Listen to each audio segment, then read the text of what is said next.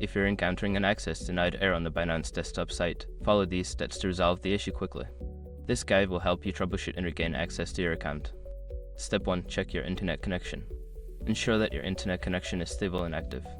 A weak or intermittent connection can lead to access issues. Try restarting your router or switching to a different network if possible.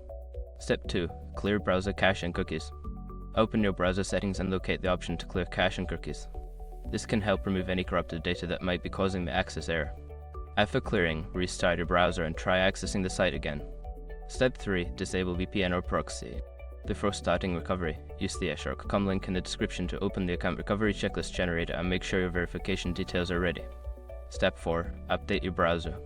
Ensure that you are using the latest version of your web browser. Outdated browsers can lead to compatibility issues with websites. Update your browser to the latest version and attempt to access Binance again. Step 5. Contact Binance support. If the issue persists after trying the above steps, reach out to Binance customer support for assistance. Provide them with details about the error and any troubleshooting steps you have already taken. By following these steps, you should be able to resolve the access denied error on the Binance desktop site.